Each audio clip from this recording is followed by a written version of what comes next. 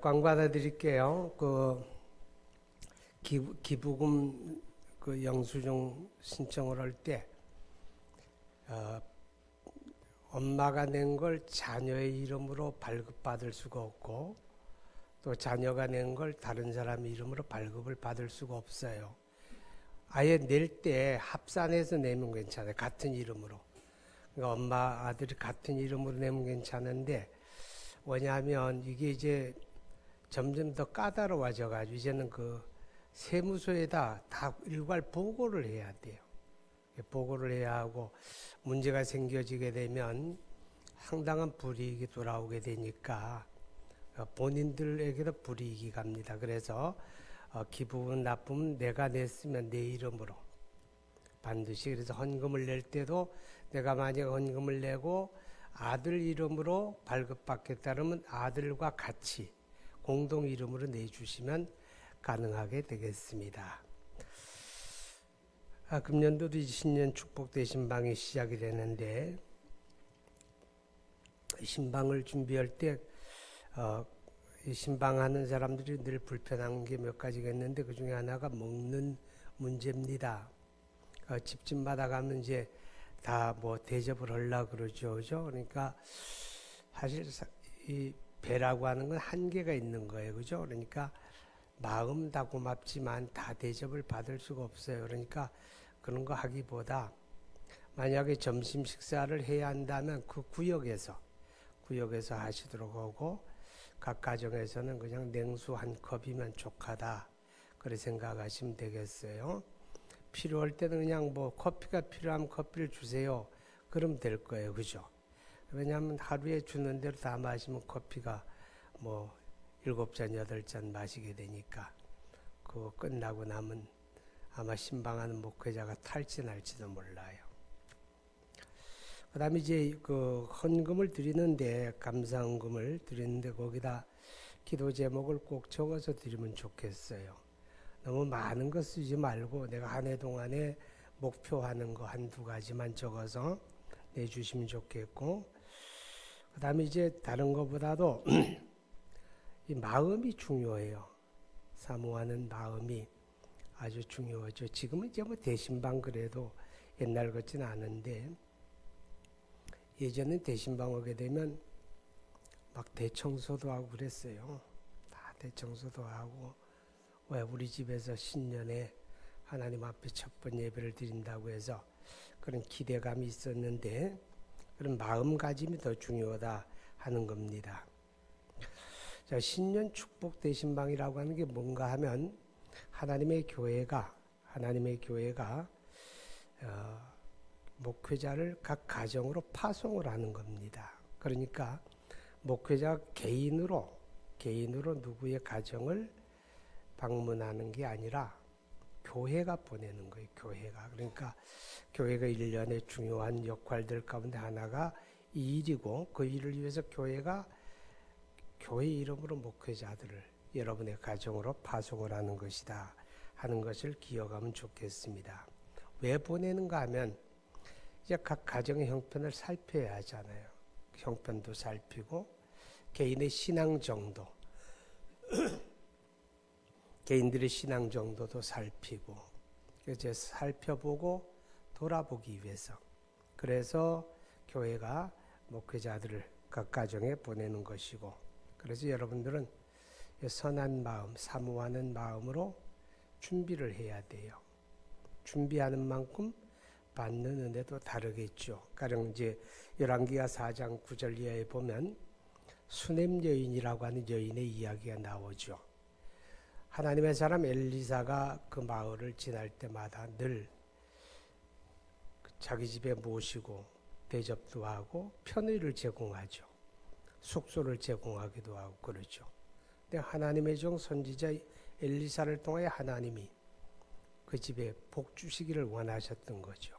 그래서 수넴 여인이 알아보니까 자녀를 생산하지 못하는 거예요. 그래서 엘리사가 그를 위해 기도했고, 이제 아들을 얻게 되죠. 또 그 후에 그 아들이 병이 들어 죽어요. 그런데 선지자 엘리사가 그를 위해서 다시 기도했을 때 그를 다시 살려내는 하나님의 표적을 보입니다. 우리가 사모하는 마음이 필요하다 하는 거겠죠. 그 다음에 이제 이 대신방은 그리스도의 이름으로 목회자가 여러분을 방문하는 겁니다. 교회의 파송을 받고 또 그리스도의 이름으로, 예수 그리스도의 이름으로. 그 말은 목회자들이 여러분의 가정을 방문할 때 그들은 곧 그리스도의 사자다, 그런 뜻입니다. 그리스도의 대리자, 그런 이치에서 방문하게 되어진다는 거죠. 갈라디아 4장 4절 이하에 보게 되면 바울 사도에 대한 이야기가 나오는데, 그 갈라디아 교회가 바울에 대해서, 바울이 겉모습은 참 어떻게 보게 되면 생긴 것도 좀 그랬어요. 좀 그랬고, 또 신체적으로도 뭐 대표적인 질병이 앞을 잘 못 볼 정도로 그렇게 눈이 아주 나빴거든요.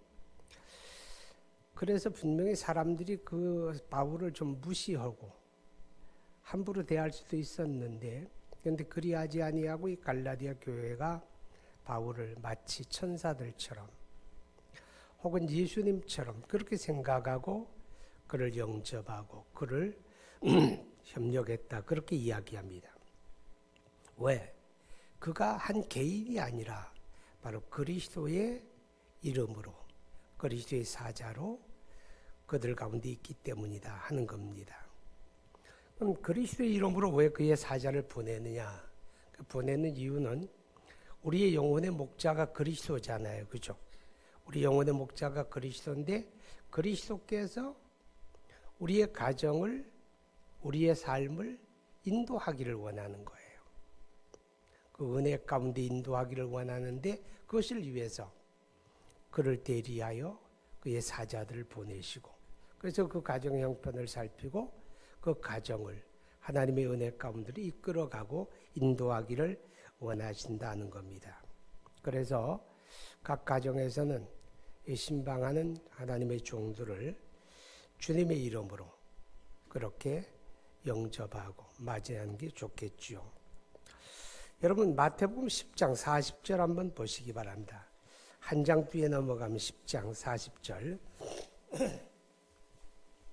40절 41절 우리 같이 봅니다. 시작. 너희를 영접하는 자는 나를 영접하는 것이요 나를 영접하는 자는 나를 보내신 이를 영접하는 것이니, 선지자의 이름으로 선지자를 영접하는 자는 선지자의 상을 받을 것이요 의인의 이름으로 의인을 영접하는 자는 의인의 상을 받을 것이요. 아멘.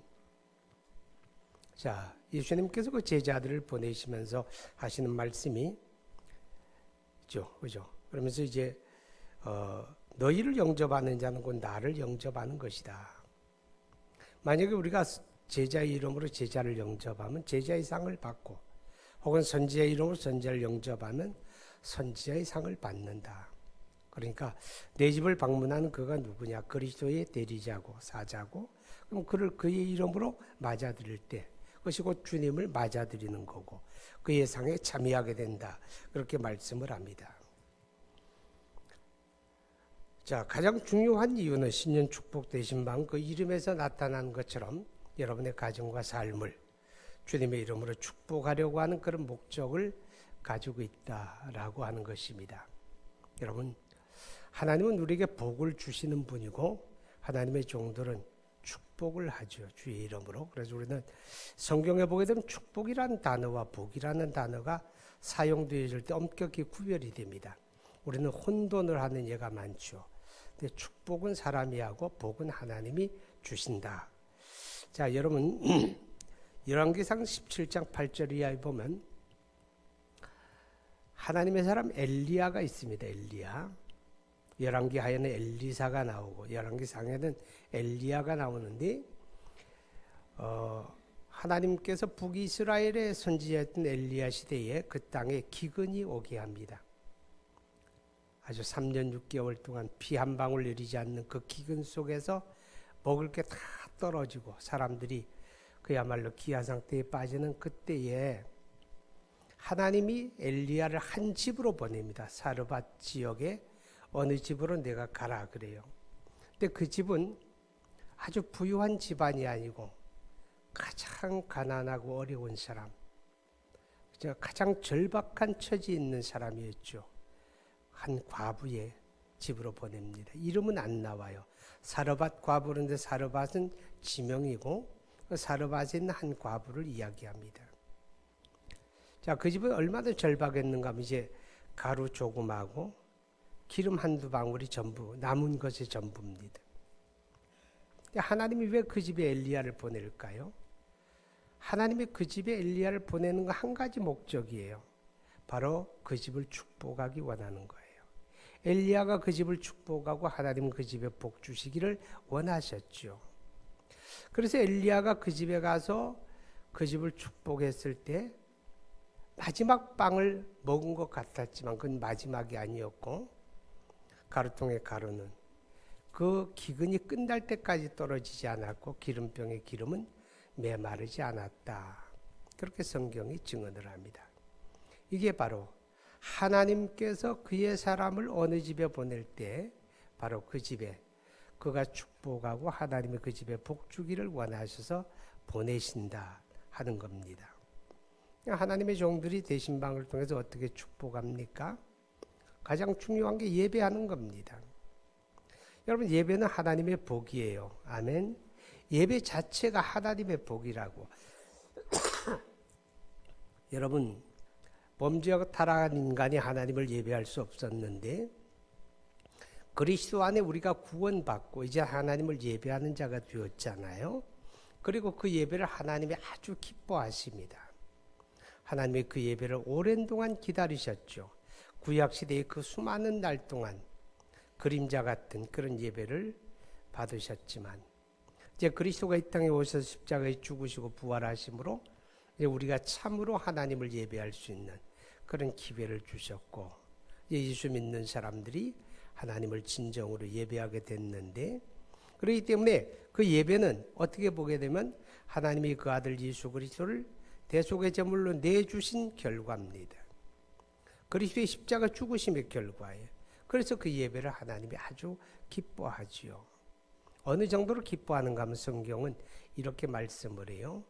두세 사람이라도 내 이름으로 모인 곳에는 나도 그들 가운데 있느니라. 예배 중에 하나님이 함께 하신다 그 말이죠.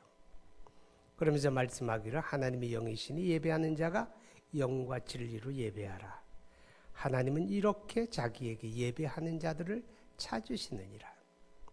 교회가 전체가 모여 예배하는 것도 하나님의 기쁨이지만 두세 사람만이라도 그 예배가 하나님의 기쁨이 되기 때문에 복이다라고 하는 걸 알게 됩니다.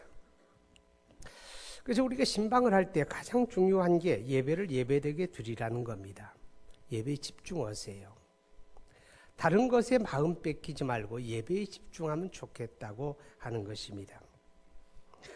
누가복음 10장 38절 이하에 보면 예수님께서 나사로의 집에 들어가신 이야기가 나옵니다. 그런데 그때 마르다는 예수님을 대접하기 위해서 음식 만드는 일에 아주 분주했습니다. 그런데 철없는 동생 마리아는 예수님의 무릎 앞에 앉아서 그의 가르침에 그 말씀에 귀를 기울이고 경청을 합니다. 혼자서 음식 만드느라고 종종 걸음을 딛고 하다 보니까 좀 짜증나는 거죠. 그래서 예수님을 향해서 이렇게 말합니다. 마르다가 예수님 부탁이 있는데요. 그 앞에 있는 마리아더러 나가서 언니 좀 도와주라고 말씀해 주세요. 그렇게 이야기하죠. 어쩌면 당연한 이야기죠. 그런데 예수님께서 이런 말씀을 합니다. 먹는 것이라고 하는 건 한두 가지면 족하다. 그런데 마리아는 더 좋은 편을 선택을 했다. 먹는 것보다 누구 대접하는 거 더 중요한 게 뭐냐? 하나님의 말씀 듣고 예배하는 거죠. 그죠? 그러니까 이 신방 때 여러분이 집중해야 할 거는 바로 긴 시간 아닌 짧은 시간이지만 예배에 좀 더 집중하는 게, 왜냐하면 그게 복이니까. 하나님의 종들이 여러분의 가정을 신방해서 바로 예배로 축복합니다. 그리고 기도로 축복합니다. 하나님의 종들이 그 가정의 형편을 살피고 그리고 그 가정을 위해서 기도하고 기도를 축복하는데 그 기도가 하나님의 종들이 여러분의 가정을 위해서 진심으로 하는 기도고 그게 믿음의 기도고 또 하나님이 기뻐 귀를 기울이시는 기도잖아요. 그러니까 여러분들이 그 기도에 믿음으로 사모해야 합니다. 하나님이 우리 가정에 어떤 말씀으로 또 어떤 기도로 축복하기를 원하실까? 우리가 성경에 보면 빌립보서 이런 말씀이 있죠. 너희 구하는 것이나 생각하는 것에 능히 더하여 넘치도록 하시는 이라고 그랬어요. 하나님이 구하는 것이나 생각하는 것에 능히 더하여 넘치도록. 이 말을 잘 들여다보면 이런 의미가 있습니다. 어떤 사람은 구하는 것이나 생각하는 것이 응답되지 못하는 사람도 있고 어떤 사람은 구하는 것이나 생각하는 그 정도가 이루어지는 사람도 있고 어떤 사람은 구하는 것이나 생각하는 것에 더 넘치도록 이루어지는 사람도 있다 그런 뜻이죠. 무슨 차이입니까? 사모하는 게 필요합니다. 믿음으로 함께하는 게 필요하다 그런 뜻입니다. 또 하나님의 종들이 예배로 기도로 그리고 하나님의 말씀으로 여러분의 가정을 축복하게 됩니다. 여러분 아시죠? 말씀이 능력입니다. 누가복음 1장 37절을 보게 되면 마리아가 천사의 전가를 받고 지극히 높으신 하나님의 영광이 내 위에 있고 그의 능력이 너를 덮으리니 내가 이제 아들을 낳으리라. 그러니까 깜짝 놀라면서 내가 사내를 알지 못하는데 어찌 일이 내게 이루어지리이까? 항변합니다. 있을 수도 없다고 말합니다. 그때 천사가 말합니다. 대저 하나님의 모든 말씀은 능치 못하심이 없느니라. 하나님의 모든 말씀은 능력이다. 그렇게 말씀을 하죠. 그렇습니다. 하나님께서 그 말씀으로 우리 눈에 보여지는 세계와 보이지 않는 광활한 우주의 모든 것, 우리 인간까지라도 하나님이 말씀으로 다 창조하셨다라고 하는 게 성경의 가르침이죠. 그렇기 때문에 창조의 말씀이에요. 그 말씀이 능력이다 그 말이죠. 말씀이. 아멘. 하나님의 말씀이 능력이에요. 마태복음 19장에 보게 되면 예수님께서 부자가 천국 들어가는 게 낙타가 바늘귀로 빠지는 것보다 더 어렵다 그러니까 그러면 누가 구원을 얻을 수가 있겠습니까? 그러죠. 예수님이 말씀합니다. 사람으로서는 할 수 없지만 하나님으로서는 다 하실 수 있다. 하나님의 말씀은 하나님이 주시는 말씀이고 하나님이 역사하는 말씀이에요. 그렇기 때문에 그 말씀은 능력이다 라고 하는 것을 우리가 기억해야 합니다. 그래서 우리에게 축복으로 주는 그 말씀을 우리가 믿음으로 잘 붙잡아야 합니다. 믿음으로 붙잡는 만큼 능력이 되고 생명이 되고 은혜가 되겠죠. 여러분, 말씀을 믿음으로 붙잡는다는 말이 뭘까요? 믿음으로 받아들이는 거예요. 아멘하고. 그리고 우리 삶에서 그 말씀을 붙들고 실천하자 그 말이죠. 대신방을 통해서 우리에게 주시는 말씀이 하나님이 오늘 나에게 주는 말씀으로 알고 그 말씀을 붙들고 실천의 목표를 삼으라고. 한 해 동안 이 말씀을 꼭 지켜 살겠다, 실천해 보겠다.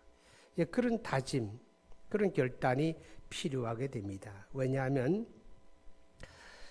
씨앗이라고 하는 건 씨앗은 생명의 씨앗이잖아요. 그죠? 씨앗은 안에 생명이 있지만 그 씨앗을 서랍 속에 넣어놓는다고 생명이 약동되진 않아요. 씨앗이 얼마나 소중한데 이 소중한 걸 함부로 대할 수가 있어? 그래서 아주 예쁜 봉투에다 잘 담아가지고 사람들이 손 닿지 않는 곳에 잘 넣어놓으세요. 그래서 보관은 잘했을지 몰라도 거기 생명의 역사는 없어요. 그런데 씨앗을 땅에다 심으면 생명이 약동하잖아요. 싹이 나고 자라고 열매 맺게 되잖아요. 하나님의 말씀도 그렇습니다. 소중한 말씀이니까 잘 들어야지. 잘 듣고 마음에 담아만 놓지 말고 우리가 믿음으로 붙잡고 실천하게 되면 그 말씀의 생명력이 우리 삶에서 나타나게 된다. 그런 의미가 됩니다. 오늘 성경에 백부장에 대한 이야기가 나옵니다. 참 사랑의 사람이죠. 왜냐하면 백부장 그러면 이스라엘은 당시에 로마의 식민 통치를 받고 있었으니까 식민 지배하는 지배 점령군이잖아요. 그죠? 점령군의 장교가 백부장이 점령군의 장교예요. 유대인이 아니죠. 근데 하인은 어떤 사람일까요? 대체로 이제 하인은 점령 지역에서 사람을 데려다가 하인으로 쓰게 되죠. 어쨌든 하나는 상전이고 하나는 하인이고, 이 당시 하인, 노예다 그 말이죠. 노예는 되게 다 경제적인 가치로 계산이 됩니다. 사람이 사람으로 존중되는 게 아니라 경제적인 가치로 값이 매겨지고 팔리기도 하고 사기도 하는 게 그게 노예거든요. 근데 그 노예 중에 한 사람이 중풍병에 걸린 거예요. 쓸모가 없어진 거죠. 경제적인 가치가 없어진 겁니다. 보통 주인이라면 어떻게 할까요? 안 됐지만 어쩔 수가 없지. 죽음 갖다 묻어주는 수밖에 없을 거고, 가치가 없으면 내보내면 그만이고, 그게 전부 날 겁니다. 조금 더 마음이 있다면 뭐 용한 의사 찾아가지고 부탁할 수도 있겠죠. 그런데 이 점령군 장교가 자기 하인을 위해서 예수님을 찾아온 거예요. 말이 안 되는 거거든요. 그 당시로는. 그렇잖아요. 예수님을 찾아와서 간청하는 겁니다. 내 하인이 지금 중풍병에 걸렸는데 도와주십시오 그러는 거예요. 놀라운 일이 있습니다. 놀라운 일이. 오늘 성경에 가면 이렇게 말씀을 해요. 예수님께서 백부장의 간구를 들으시고 7절에 내가 가서 고쳐주리라. 내가 가서 고쳐주리라. 예수님이 이렇게 말씀한 적이 여기밖에 없어요. 어떤 사람이 누가 뭐 부탁을 해도 알았어 내가 가서 고쳐줄게 이런 말씀한 적이 없어요. 딱 여기에서 한번 백부장이 알았어 내가 가서 고쳐줄게 그렇게 말씀을 해요. 여러분 여러 가지 내용이 포함될 수 있지만 사랑의 마음이죠. 한 하인에 대한 인간으로서의 애정과 사랑을 가지고 있는 그를 주님이 외면하지 않으시는 겁니다. 그랬더니 깜짝 놀라면서 백부장이 하는 말이 대답하여 이르되 주여 내 집에 들어오심을 나는 감당하지 못하겠사오니 다만 말씀으로만 하옵소서. 그러면 내 하인이 낫겠나이다 그러는 거예요. 여러분 그래서 예수님이 이 사람의 믿음을 깜짝 놀래요 하는 말이 이스라엘 가운데 이만한 믿음을 내가 만나보지 못했다 그러는 거예요. 무슨 뜻인지 아세요? 그거 설명하잖아요. 나는 장교입니다. 내 밑에는 수하의 군졸들이 있어요. 근데 보세요. 내가 그들을 향하여 명령을 하면 말하면 그들이 내가 시키는 대로 그대로 움직입니다. 가라 하면 가고 오라 하면 오고 앉으라 하면 앉고 하지 않습니까? 근데 하물며 주님 당신이 명령하면 당신의 말씀 앞에 굴복하지 않을 자가 누가 있겠습니까? 그게 마귀라고 해도 그게 귀신이라고 해도 그게 병이라고 해도 당신이 말씀하면 그대로 시행될 겁니다. 그럼 이 백부장이 예수님을 누구로 바라보는 겁니까? 예수님을 누구로 바라보는 겁니까? 위대한 선생을 넘어서 위대한 선지자를 넘어서 유대인의 눈으로도 볼 수 없었던 하나님의 아들 그리스도를 보는 겁니다. 당신은 하나님의 아들 그리스도십니다. 당신의 명령 앞에 굴복하지 않을 그 어떤 것도 없습니다. 말씀만 하시면 다 해결됩니다. 그 말씀이 만물을 창조한 말씀이었고 그 말씀이 놀라운 권세의 말씀이다. 그렇게 고백하는 겁니다. 여러분 그저 말씀으로만 나옵소서 그러잖아요. 하나님이 그의 종들을 통해서 내게 주시는 그 말씀을 믿음으로 붙잡으세요. 그 말씀을 믿음으로 붙잡고 실천하실 때 하나님의 계획하신 그 복과 은혜가 여러분의 삶 속에 있을 줄로 믿습니다. 기도합니다. 거룩하신 하나님, 2017년 신년 축복 대신방이 가정을 향한 하나님의 뜻이 이루어지는 기회가 되기를 원하며 우리 영혼의 목자이신 그리스도께서 친히 사랑하는 권속들의 가정을 인도하시고 돌아보시는 그런 기회가 되기를 원하며 또 그의 종들을 가정에 보내셔서 축복하게 하시고 하나님이 복 내려주시는 그런 은혜가 있기를 원합니다. 하나님, 대신방을 감당하는 주의 종들이 그리스도의 사자로서 교회에 파송받은 대리자로서 그 역할과 사명을 다하게 하시고 그 종들의 입을 통하여 기도되어지고 외쳐지는 모든 것들 속에 하나님이 책임져 주시고 보장해 주시고 능히 더하여 넘치게 하시는 그런 은혜가 있기를 간절히 원합니다.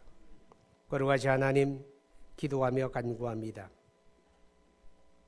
이 대신방이 진행되는 1월 2월 달 동안에 오직 하나님의 은혜의 돌보심이 있어서 오직 대신방에 전념하고 집중할 수 있도록 모든 환경과 형편과 상황을 하나님이 간섭해 주시기를 간절히 원합니다. 예수님 이름으로 기도하옵나이다. 아멘.